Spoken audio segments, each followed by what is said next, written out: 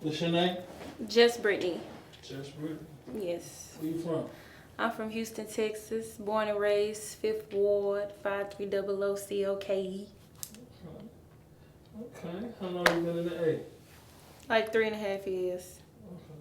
What brought you here? I actually got onto the show Love and Hip Hop, and it was based the one in Atlanta because they tried to do one in Houston, and that didn't go well, so they put me on the one in Atlanta, and I started working with Stevie A, and I just kind of moved out here and did the show, and I liked it, and I just ended up staying. Okay. Yeah. Houston and Atlanta give you kind of the same vibe, huh? Houston and Atlanta is kind of like cousins to me. Like, you know what I'm saying? Like distant cousins, though.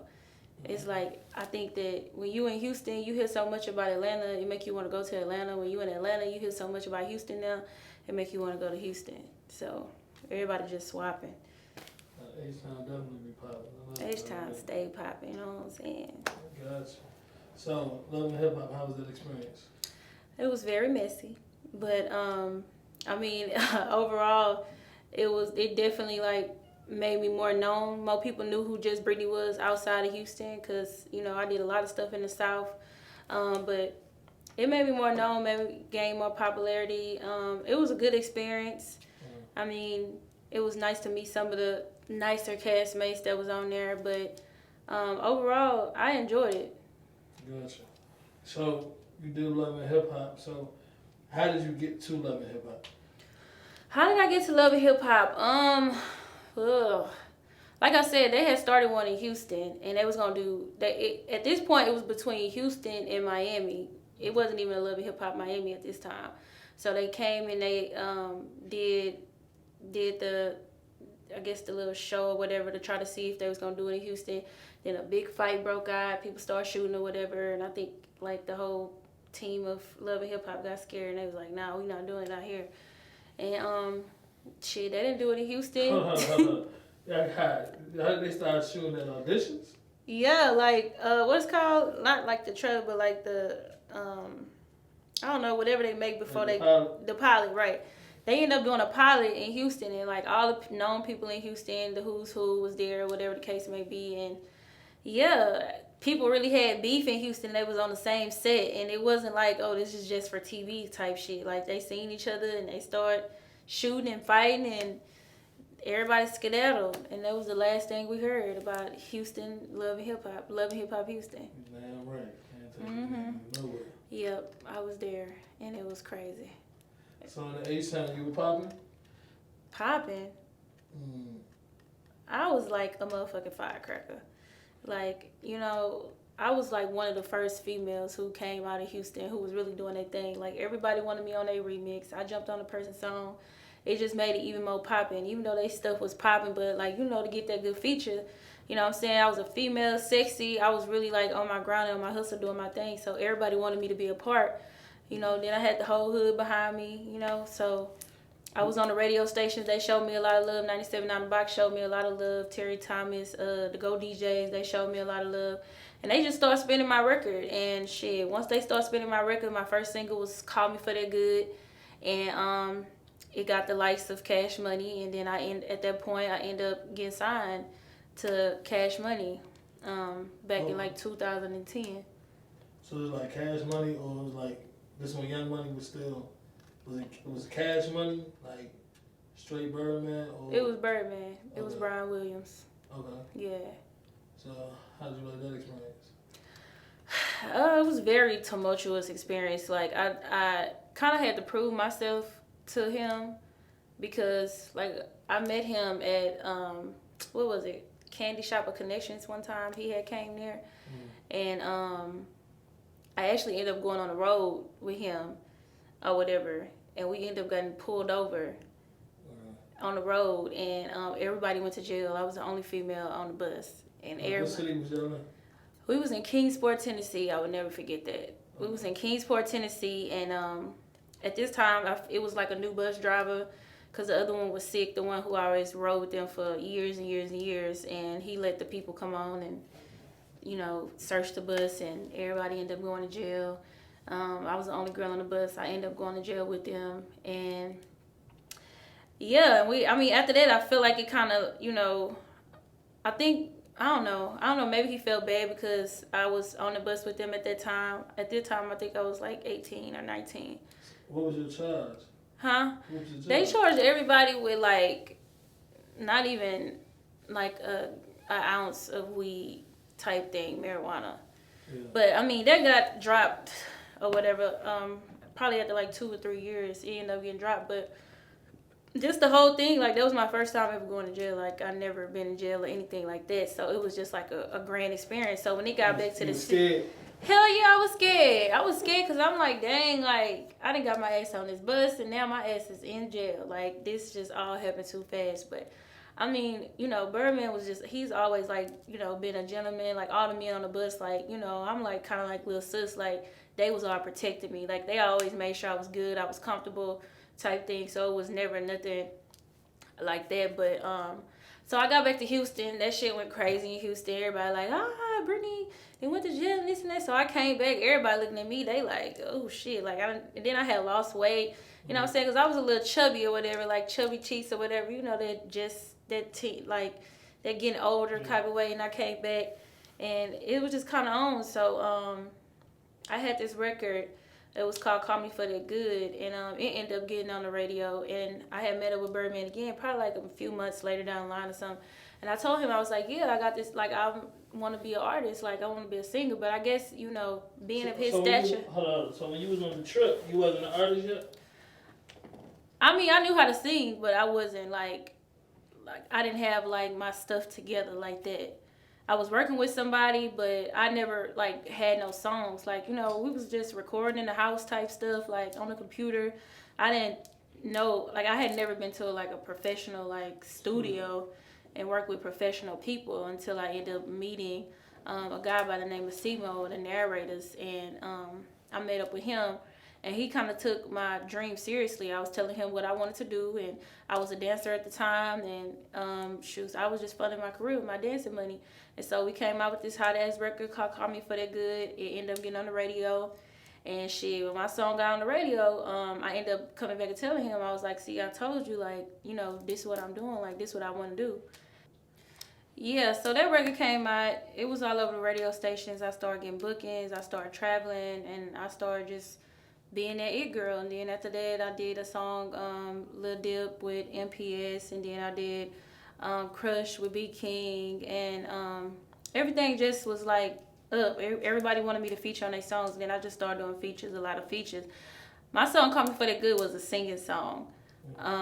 When I started doing these features, like dudes was like, B King was like, man, you should rap on this or whatever, because I was trying to sing my verse, and I rapped it. So all of a sudden, everybody thought that I was a rapper. So I just kind of like went along with it. I'm like, okay, well, shoes, if it make y'all feel good, I can rap, you know what I'm saying? I just rap. So I started rapping. So you got locked up for the weed. Then you run into Birdman again and tell him that you're doing music. Yeah. So initially he knew you as a dancer. No, he didn't know I was a dancer. Okay. He didn't meet me dancing. He met me at a regular club. Okay. Yeah, this was just like so he was just choosing. A nightclub. I guess. I don't know. Okay. So when you went on that road, it was like, I'm going on the road, on a date road.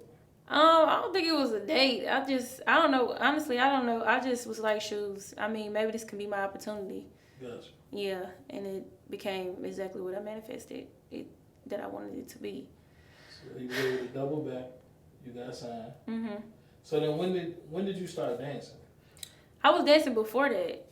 I was a dancer before I got signed. So how old did you start dancing? Like 20? No, it was like 17, 18. 18, okay. Yeah. I was like 18. So you started... I got signed when I was like 21, 22. Gotcha. Yeah. Okay. So let's dive into the dance. So how was that for you? What made you want to start dancing? What made me want to start dancing, Lord? So it was this guy that I was seeing, and we used to always go to this club on Saturday nights called Candy Shop. The Candy Shop was like one of the hottest clubs in Houston, like Big Steve and Captain Jack, like they was like the top promoters like in Houston, and they used to run these clubs. So this is the spot that everybody wanted to be at. So I would always go to this club, and I end up meeting this guy or whatever, and me and him started dating. So I liked him so much. At that time, I was like young, so I was buying him TVs, cartons of cigarettes, clothes, shoes. You a trick. I mean, I don't feel like it was tricky. I would just feel like, shit, if this what he want, then I'm going to give it to him. You know what I'm saying? At that time, I didn't really know too much about, you know, sex and shit, and it was good. So I'm like, well, shit, I like this feeling. You want to feel good too? I'll buy you cigarettes. Okay. I'm going to buy you a carton of it. Fuck one pack. You want 10, 20, 30, 40, or 50. How many you want? I like how you think. Yeah, so I'm just like, well, shit, fuck it. I'm buying TVs, I'm buying clothes, shoes, whatever. Whatever he asked for, I was giving it to him. How old was he? He was probably like early 20s. Okay. Probably mid 20s. But I would only see him at the club. You know what I'm saying? And every time we would like hook up, like we was dating for like probably like 7, 8 months, almost a year. And I was just always like over time, you know what I'm saying? I'm doing all of this or whatever. Now I'm not even thinking with her. I'm thinking with my mind, like, nigga, why I can't never come to your house? Like, we in a relationship or whatever the case may be. Like, I can't never come to your house. Like, what's up with that? It's always an excuse. All right, niggas tell you one thing, you go along with it, but in back of your head, you be knowing what's going on. So I ended up moving all the way to Derry Ashford, and Derry Ashford is kind of like from the city to motherfucking Lithonia, Buckhead to Lithonia. Like, I moved like far out to like be closer to him or whatever.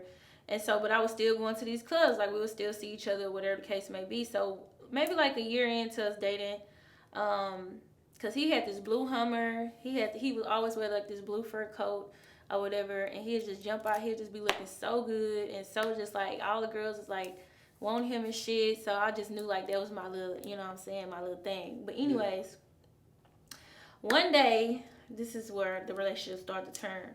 One day, at this point, I didn't have like, I was like freshly dancing. No, I wasn't dancing at this point.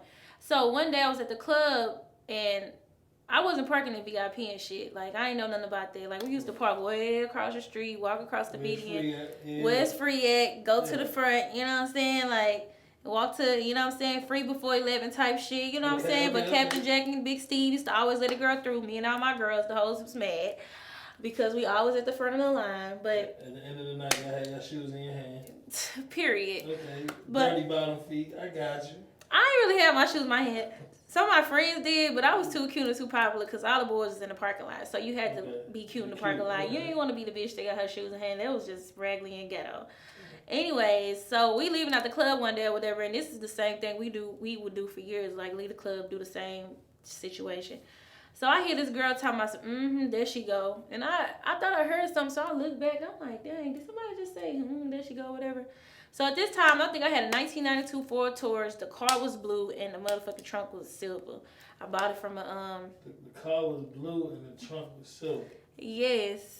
Okay. I bought it from a, what is it called? A tow yard. No, not the tow yard. The other. No, I bought it from. Not nobody reputable. No, you know when they be selling them cars that and they be kind of messed up and you. Yeah, kind of. What's the name of that car? Lemon. Anyways, I bought it from that. I bought it from this little junkie or whatever the case may be. I don't know. Okay. But yeah, I paid $1,300 for that car. Shit, we was rolling. We had 4 wheels. Let's go. Motherfucking two-tone. Yes, call it motherfucking two-tone. So I gets to walking across the street or whatever, and now like the club is here, the median, and then the parking lot where my car was parked. So it was like 3 different, places that I had to cross to get to my car. So I walk across the median. This girl, she pull up, get your ring, and then I see his big blue ass truck pull up. And he jumping out the car trying to save her. Like, baby, this nigga gonna tell this girl. This shit hurt my feelings. This nigga gonna tell this girl. He was like, I don't even know her. And I'm like, my mouth had just dropped to the motherfucking floor. I was like, this nigga said he don't know me. Like, and all I could think about was everything that I did, everything we did. And then it just all made sense. Like, why he would never want me to come to his house. All those cigarettes gone down the drain. All them cigarettes gone. The big screen TVs, the J's, everything just gone down the motherfucking drain. So, prior to that happening, it was this dude, his name was Big Keith. He was always telling me, he was like, man, Brittany, you need to come to my club. And I was like, he was like, you need to come to my club and dance. And I'm like, I am dancing. Like, you know what I'm saying? They used to like have contests to where you can win money, grills, you know what I'm saying, 24 spinners and shit. Like, I used to win everything. I won every contest. Like, me and my clique. Like a twerk contest with dancing, like we used to do the ratchet like and shit. Do the ratchet, yeah, like little Boosie songs and shit. Like that's how we used to be dancing, like, you know what I'm saying? Hands on the floor, left leg, right leg, like that type of dancing. Like I don't even ass or like choreography or like soldiers and shit. Not choreography, but you know, like they had dances back in the day that everybody used to do, like at the clubs and stuff. Like jigging and shit, like and all of that. Yeah, like those type of dances. Like it wasn't even like I didn't even know how to twerk my ass and shake and all of that. Like it was just like innocent in the club. You go to the club to dance. Like now people go to the club and hold a while. Like we used to go to the club and dance and sweat and they give 24s for it. 24s. They'll give you money. You get a grill. You get a grill from Johnny. Like, ooh, you the hottest person in the motherfucking spot. Like, this is new shit. This shit got to go on. Yes. Do this. Yes. So this guy named Big Keith, he was like, man, Brittany, you need to come dance in my club. So I'm like, I am dancing. Like, what are you talking about? He was like, no, you need to come strip. Like, be a stripper. And I was like, a stripper? Like, I don't want to be no stripper. Like, what are you talking about? So this one you still had the chubby cheeks? Yeah, like this was prior to this happening with old boy and old girl, so I can put the pieces of the story together. So I always had his card. So fast forward, when that situation happened with me and him, and old girl, and he just kind of like act like he didn't know me and tried to save face with her and shit. My feelings was like hurt, like I was brokenhearted. I went home and cried. I was hurting, and so the next day I was like, you know what? I found key card. I said, I'm about to go to this club. So I got the car, I pulled up to motherfucking Blue Flame. And I opened it, and I walked in, and I opened the curtains, and all I seen was blue lights and green lights and money flowing in slow motion. And like naked body girls' asses everywhere, and was money going down, and they was sweating. The money was just looking out. Like, the money was just, I was like, this is where I need to be. You was on shrooms? I ain't never do no drugs like that back then. But no, I'm just saying, like, this shit was like amazing because I ain't never seen. That was my first time walking into a strip club. I ain't never even heard of a strip club. When he asked me about dancing, I'm thinking he talking about dancing what I was already doing. Like, yeah, like, so I walked in there and I found him. I said, hey, Keith. He said, Brittany, you came here? I said, yeah. I was like, man, I'm going through it. Like, that's the only reason why I came here. He was like, so you want to dance? I said, yep, I want to dance tonight. I live right down the street. He was like, all right, go get your outfit. So I was going to get this baby fat swimsuit that I had and some baby fat shoes. And he was like, you got to get naked, right? I said, please don't let me get naked. Like, I ain't confident. Like, I don't want to get naked right now. I ain't even confident to even get on the big stage. So he let me dance on a little side stage or whatever for months and months and months. But people would come over there and tip the side stage, but I seen all the money was on the big stage. Yeah. So I'm just like, okay. So I danced on the backstage for a little bit. And I was like, you know what? I'm just going to get naked. I'm just going to try it out. So I finally got on the big stage and I started making money. And then next thing I know, they said, introducing. And it was the girl who pulled up in the motherfucking car with the dude. That's the one he was trying to save face for. She was a dancer at the club and she was like the number one dancer up in there.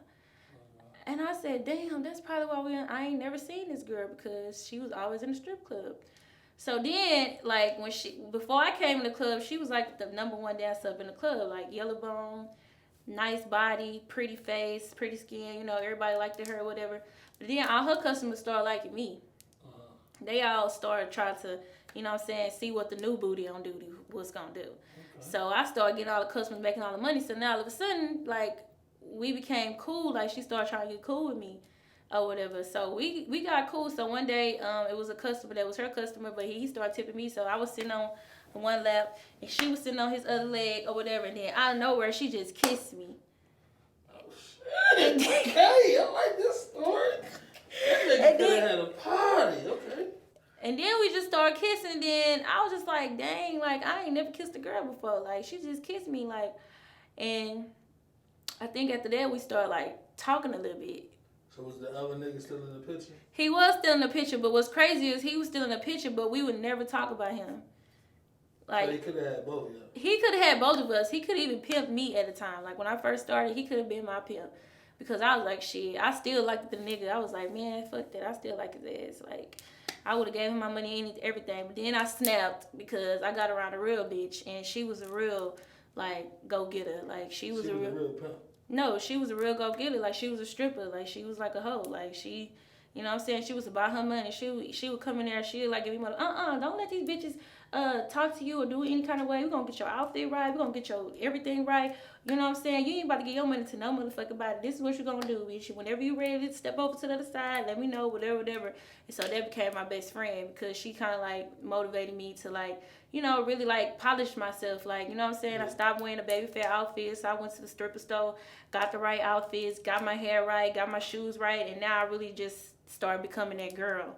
And then when I became that girl, I went over to Harlem Nights for a little bit. That's when DJ Eric, he was like, you know, the #1 DJ over there or whatever the case may be. And shit, that's when bitches start paying DJs $100. Like, bitch, you want to get on stage, make some real money? It's like, you want to make some real money? You need to go to Harlem Nights. I was like, fuck it, shit. Paying that $100, get on stage, come off stage with thousands of dollars. And shit, I was like, you know what? I'm going to change my name. I'm going to be Delicious. Because at first, I ain't really had no name. I was just going, like, by Brit or something. I was like, nah, that's too plain. Because everybody had exotic names. Yeah. And so, I was Delicious. And I remember DJ Eric used to always say, up top, 2 bee stings. And because my titties was, like, so small. And shit. Them titties was so small? Yeah, they was. They was. Mm-hmm. Yeah. But, you know, over time, you get older, things grow. Okay. But yeah, so I went over there, then I went to Dreams or whatever, and then that's when DC started Platinum City, and Platinum City was on Bissonnette. It was in the hood, like it was the first club on the Southwest Side. Like nobody had no strip clubs on the Southwest Side. Everybody was going to the North Side, Harlem Nights, and all them clubs like to just go have fun and shit. Once he started Platinum City, it was on and popping. Like that's when bitches really start coming out the woodworks and start dancing, and people really start making money. And it was like a whole, like, it wasn't no bigger than like a little house or something. Like it really wasn't a big club. But you would come out that mug with thousands and thousands of dollars. Like I used to leave with literally trash bags. Like I came up with the term green carpet because when we used to leave the club, the floor would be like your feet covered, scattered covered, like hash browns from Waffle House. Yeah. Like that's how it would be. And I was so cool with the niggas, like, you know what I'm saying? When a nigga come to club, see, I just had got it down to a science. I'm like, this nigga come in the club, he spend money on me or whatever. What can I do for him to make him feel good when he coming in here? And it's not just like girls in his face trying to dance, trying to get money off of him, because he gonna do that regardless. So what me and this girl used to do, they used to call us Kobe and LeBron. Her name was Tammy. She got her own club now. We used to buy the niggas bottles and shit and have it at the tables before they even come. We used to have their bottles, their ones, they need some cigarillos, some backwoods, whatever they wanted, we would have it already there. You know what I'm saying? Because we controlling the situation. We making sure, like, we'd be like, hey, Rick, he go, like, you know what I'm saying? We got your Hennessy, your cranberry, whatever you need. We would buy the bottles ourselves. Like, not him have to come in and pay for some shit. We'll pay for it out of our own pockets just to make sure a nigga comfortable. So, you know what I'm saying? He like that. Tricking again. I see you. No, I'm saying, like, fuck that, nigga. You come here spending money, let me spend some money on you to show, you know what I'm saying? To show you that, you know, we appreciate you spending money on you. You don't, and everybody else, so it make everybody else look like, bitch, I know what you around for. You just trying to get some money on me. But these girls, they done kind of invested. You know what I'm saying? Yeah. They done kind of gave me something back. So niggas just always respected me because I just had a whole different tactic on the game. Because at this point, I knew who I was. I knew I was beautiful. I knew I was fine. Every nigga that came to the club wanted to, you know what I'm saying, fuck with me. So it's just like, what can I give them more than, like, or what can I show them at least a small token of appreciation, you know, that they're giving me so much money. Let me make sure they straight. You know what I'm saying? So when niggas come to the club, they already know who they asking for. Oh, I want Delicious and Tammy the Tiger, whatever. You know what I'm saying? I had my 2 girls that I was dancing with or whatever, my best friends at the time. And we would just always have our pack. Like, you know what I'm saying? Nobody coming between it. Like, so you ever bought a nigga a bottle and he ain't dance you? No. I was so deep up into the game to where it's like, niggas used to come in the club and they would have like $10,000, $15,000 worth of ones. And so they'll have 5 girls. And so after he finished spending money on those girls, he'll rotate. I would be the only girl that he'll keep in the rotation on every every girls that he rotate. I would pick the girls who I wanted to come back and rotate the money again. Like, it's 5 girls. I'll be 1 out of the 5. The other 4 gotta leave. I'm gonna go pick 4 more girls. You come over here. You can come make some money. I'm gonna pick 4 more other bitches. You come over here and make some money with me. You know what I'm saying? Like, I will control the situation. Like, bitches will just want to befriend me because they knew I was making money. You know what I'm saying? Like, bitches will want to, oh, let's hang out. Let's do this because they know, like, I attracted real niggas, and real niggas just always fuck with me. Because I wasn't trying to fuck them. I wasn't trying to, you know what I'm saying, get into their personal life, personal business too much. Like, I'm just that cool homegirl. Like, you could just talk to, you know what I'm saying, at the long day, you want to come in, have some fun. I'm going to turn up with you. We going to drink. We going to party. We going to have some fun. Like, that's what you here for. Don't nobody want to be in no fucking strip club talking about what happened at home and the saddest life shit. You here to get that stress up off you, to have a good time. And that's just what I was. A lot of them niggas locked up right now, you know what I'm saying? Free my niggas to his backwards. But at the end of the day, that's, you know, that's what it was. And I think that that's really the key of, like, being a dancer is, like, really, like, respecting other dancers, but also respecting the customers and not always looking at them like they just a money, like a money sign. You know what I'm saying? Yeah. Because just because a nigga got money don't mean he gonna give it to you. You know what I'm saying? So, you know, girls be thinking like, oh, he got money, but he don't never pick you to get in his section. You don't even go say hi to a nigga. You can't just go up to a nigga in the club, start shaking your motherfucking ass without saying hello to a nigga. Like, nigga gonna shoot your ass off. Like, bitch, slide. Yeah. Like, slide to the side. But I just always respected, you know what I'm saying, a person's standpoint. And shit, I even tip a nigga back, even if he tip me. He gave me some money, I'll be like, here you go. Thank you. You know what I'm saying? For giving me, you know what I'm saying, tipping me tonight, whatever the case may be. I'm just saying, like, you know what I'm saying, tips mean to ensure proper service. The service was proper, so why don't I just, you know what I'm saying, rub your hands like you rub mine? And so that's just, give you the money, you get the money back? Yeah, I would give him a tip. I'd be like, thank you. Probably like $100, $50, whatever. You know what I'm saying? It don't be the whole thing, but it's just like to show, like, here you go, like, you know what I'm saying, I respect what you doing. You need anything, you need a drink. Like, I'm always like a catering person. Like, I'm a very like submissive woman. So I like to submit to my customers and let them know, like, shit, whatever you need, I got you. Like, shit, if you need a motherfucker to massage your feet right now in the club, I'm gonna find somebody to do what you need to do.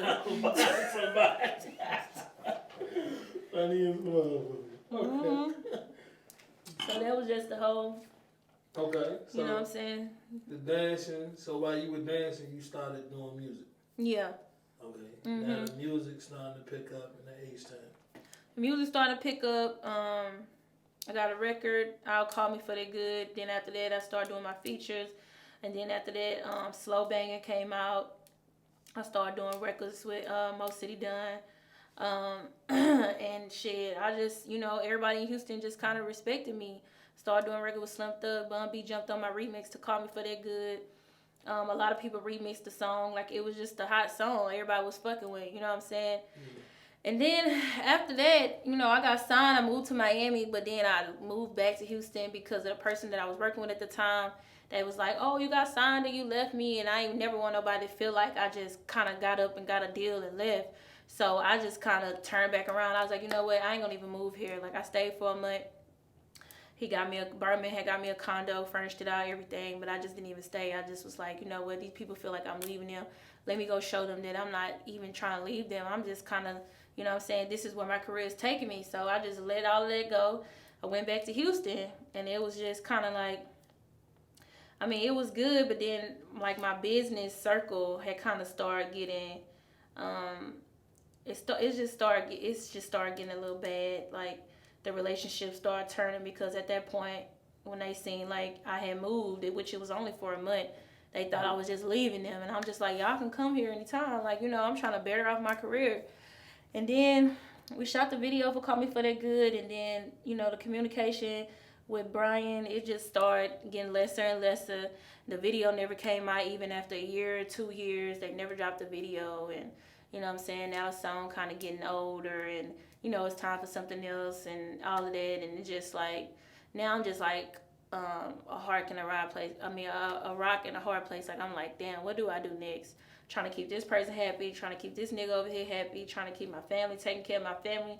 At this time, I'm taking care of my mama. my sisters, my little sister. I graduated at 16, had my own apartment then. I took care of my little sister. She graduated at 16. I was taking care of my big sister. I was paying my mama rent every month. I was taking care of my granny, making sure she was good. Like, I was just the person, even before I was artist, like, I always just kind of, like, had it like that. I just kind of been blessed to where it's like everybody always looked at me like, okay, I can go to Brittany for anything type shit. And then especially when I got signed, you know, when you get signed, people swear you got $1 million. You know what I'm saying? So I just was always kept it up. But then I just started getting exhausted. Like, damn, like, you know, who can I motherfucking count on? Like, I know that they here, and it's not always about financially, but damn, like, everybody looking at me to give. Like, you know what I'm saying? Who giving me? My manager over here, he on my ass every fucking day. Like, he getting on my nerves. He saying, oh, I made you. I'm the reason why you hear this and that. And, you know what I'm saying? Me and my nigga, we ain't seeing eye to eye. You know what I'm saying? Not him. I had ended up talking to somebody else that time. I'm like, nigga, you was just little boy court. Like, now I'm in the big league. Like, that was middle school. Now I'm in motherfucking college. Like, I'm on my master's degree in niggas now, okay? Yeah. Like, I ain't even fucking with that no more. You know what I'm saying? And now that I'm talking to my nigga and bitches seeing my nigga coming in the club, spending money on me, you know what I'm saying? He giving the money to the DJ like, here go 1,000 pack right here for Brittany. And this ain't even a throw on stage. He would come on stage and just throw 1,000 packs and set that hoe on the stage like, fuck taking all these ones out. Here you go, 1,000 packs type shit. Now bitches getting closer to me to get close to my nigga. You know what I'm saying? So that ended up being a whole situation. And one of my I thought she was my friend at the time. She ended up, you know what I'm saying, trying to make a move on my nigga. I mean, and I ain't putting it past him or whatever. They both did something wrong. You know what I'm saying? And that became a whole big old thing. Me and that bitch ended up having a fight. I ended up fighting her at the club. I just went up to the club by myself. I ain't tell my sisters, my friend, nothing. I'm like, bitch, I really love this man. And you just really just gonna be in my face. Y'all, you went out to eat with us. You said you ain't had no money. You know what I'm saying? I said, nah, you good. We're gonna make sure you taken care of. You go in the restaurant. I go to the restroom. Some type of way, y'all exchange numbers or exchange, you know what I'm saying, contact. And now all of a sudden, I'm not dancing as much no more. If I got a song on the radio, I had to choose. Like, okay, I'm going to stay in the club or I'm going to, you know what I'm saying, take off this way. And so one of my friends is like, did you see so-and-so and so-and-so in the club? And I'm like, oh, they probably, you know, seen each other. I'm thinking like, okay, it's he out, she out. They see each other. They say, hey, they know each other. Like, I'm not thinking too much of it. But then I ended up finding out that me and him we wasn't like at our best terms at this time. Me and him ended up going, meeting back up. We went on a date or whatever, and I'm asking him questions or whatever. He's just like, don't ask me no questions. I'm like, all right, I respect you, nigga. You the nigga, so I ain't gonna, you know what I'm saying? I ain't gonna ask too many questions. I'm very, like, submissive and quiet. I'm more of a thinker instead of, like, because you can't win through argument. It's just back and forth. Mm-hmm. So I got in his motherfucking truck. And you know, us women, we always just, like, picking. Like, you know, we might see something like, oh, this cute, whatever. I seen this camera. I'm like, oh, okay, I'm looking at the camera. I see a picture of him and her on the motherfucking camera and it didn't look friendly. I took that motherfucking camera and I threw it, boom, at his windshield. Like camera or like on his camera roll? No, it was like the camera, the digital camera, like the little small ones, like that you could put on your wrist, take pictures at the beach. Hi, you know, one of those cameras. Yeah, and I threw that camera on his dashboard and I broke the glass and he motherfucking pulled my wig off. I got in the car and I was driving and his ass was following me, talking about who had the wig at this point? Shit, I had grabbed my wig and put that hoe right back on and jumped up in my motherfucking car. I ain't know he just kept that motherfucker, man. That's the real I don't know why niggas like to pull bitches' wig off. Ooh, that gets on my nerves. Ooh. They love trying to pull the bitch wig off, but looking like Cleo in this motherfucker. Cause I got hair up under here. I just like to wear other people's hair. Okay. But yeah, that ended up happening. So I just went through a lot of tumultuous, like, bad relationships with guys, and so at this point I'm just like, fuck it. So I just ended up focusing more on my career, and then a few years passed. You know, I'm still popping, doing my shows, moving around or whatever the case may be. And one of my friends from LA ended up calling me. He was like, hey, you should sign up for this show. And I'm like, oh, okay. So I just went online. I signed up for it. And then I ended up getting a call like a few weeks later, like, hey, we want you to come out here to Atlanta. We're filming this show called Sign. It's going to be some, like some well-known, like, artists who's going to, you know, be doing the competition. So I'm like, all right. So the shit started moving fast. I ended up coming out to Atlanta, filming this show called Sign, and what so happened to be was Rick Ross, The Dream, and Lenny S. They was the BET? moguls. This was on VH1. Okay. Yeah, they were the moguls who were doing a competition.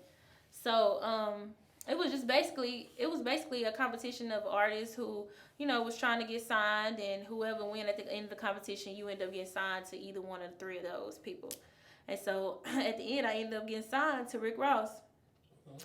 I got signed to Maybach Music. He put it on his page, and you know what I'm saying, I won. I'm just like excited, like damn, like this shit really about to happen, like for real, like I'm really about to like make it, like oh my gosh, I'm so happy. Yes, came out to Atlanta. This is when I first came out to Atlanta. And then once I got signed, I went to his house, to the house or whatever they recorded. Slept on the couch for like in the studio for like 2 weeks, 2 weeks straight. I recorded like 14 songs. It was just like a good vibe and everything. Like, you know, I went to a few shows here in Miami, and you know what I'm saying, we did a few things, but then it's just like over time the communication got lost. I never heard my songs again. I tried to like, you know, kind of get in contact a little bit or whatever. And I was just like, you know what?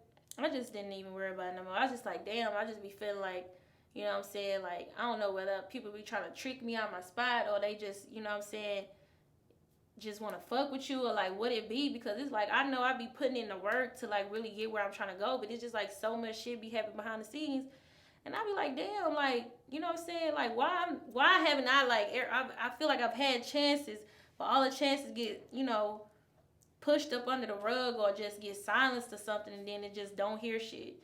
So it just made me just be like fuck it, like you know what I'm saying. So when you was standing at the mansion, were you dealing with Ross or you was dealing with his team? No, I was dealing with him and the team, everybody. So then they just stopped talking. I mean, they was talking, but it wasn't no action like put behind it. Yeah. Yeah, but I mean, it's no hard feelings. Was this when MMG was slowing down a little bit? This was 2017, 18. Uh-huh. Yeah. So this is like 2017. We filmed the show 2016. It came out a year later, 2017, 2018 when it aired. uh-huh. Yeah. Yeah, so that was that. And I'm just like, you know what? I cried because I wanted my songs. And I'm just like, well, we'll just see what, you know, what happens. So I just kept grinding, kept putting out music, you know, and just kept trying to stay motivated and not trying to give up. So you still signed at the time, or it was kind of like? It was, I mean, I won the show, I got signed, but I never got nothing from it. Gotcha. So I don't know whether it was just like a TV thing or what, but I mean, they never told us nothing after that. Like, it just kind of, you know, communication started getting slow, and I don't know, I just low-key be feeling like I got this kind of like black cloud over me, and I'm just like, for what? Like, why would, you know, people be judgmental or prejudge, or, you know, what is it? Because I would like to have a conversation, because, you know, when I work with different people be maybe say different things, but I'm just like, a lot of the stuff that, you know, people might just maybe dislike or have bad or negative say about me, it's be like, shit wasn't even in my control to even control stuff at the time. Like, I'm behind the scenes. I'm hearing about shit 5-6 years later about, hey, we tried to reach out and we tried to do this, and you know what I'm saying, nobody was saying nothing, and your manager, and I'm just like, I don't know, shit be confusing. So after I did sign, I got on Love and Hip Hop, and you know what I'm saying, I just started back being, you know, kind of getting to myself again, because when I came out here to Atlanta, I had just went through a fucking badass relationship that had happened or whatever, but I forgave that person, I forgave myself, and I kind of moved on from it. But I was really like depressed and just was really feeling like, fuck this shit, fuck this music shit, fuck everybody. Like, I'm just about to go crawl into a hole and just go to sleep and just sleep my life away, because I'm just fed the fuck up. Like, I'm tired. And I mean, I got out of that, you know, thanks to God and my sister and my family, who always just be holding me down, and my friends who motivate me. I just like really got back on my shit, and then I just started back making noise again. It's just like, you know, sometimes we tend to put our power in other people's hands and our confidence. Like, if a person tell you, oh, you look cute, or this or that, if they tell you look ugly, you taking it like, damn, I might not. You know what I'm saying? But when I start believing in me and knowing who I am and knowing the power that I hold and knowing that I'm a queen, and, you know what I'm saying, like I got this shit like under rocks and people want to sign me and fuck with me, it gotta be a reason. Then that's when I really just was like, you know what I'm saying, I could do this shit on my own. And ever since then, I've been doing it on my own. I've been outside in these streets, like kicking it, hustling, grinding, and hungry. You know what I'm saying? So I say, you know what I'm saying, a lot. That's a decent thing. I ain't mad at that. So ATL, so sign, love and hip hop. Now, before you came to Magic, what did you know about Magic? I just knew Magic was an experience, and that's some place that everybody wanted to go. Like, that's all you would hear about in Houston. Like, it's Magic City on a Monday, Magic City on a Monday. Like, that was every stripper's goal to, like, from Houston to, like, really to make it to Magic City and go to Magic and come to Atlanta and dance. Was that your goal at one point? Yeah, it was. Yes. Mm-hmm. So, but I never did, though. Yeah. Dang. Yeah, I never got to dance at Magic. Yeah. What was the first time you've been to Magic? What was your experience like?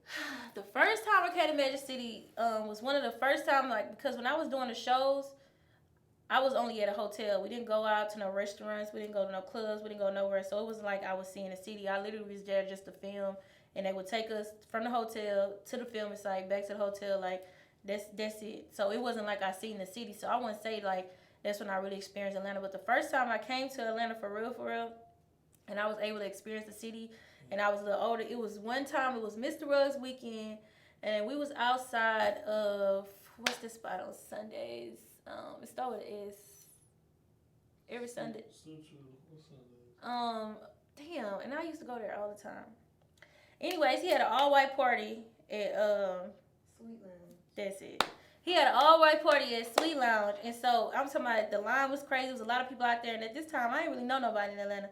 So I just ended up seeing my girl Red Apple or whatever. She used to stay in Houston, so that's how I knew her. And I seen her outside. I said, "Hey, Red Apple, what's up?"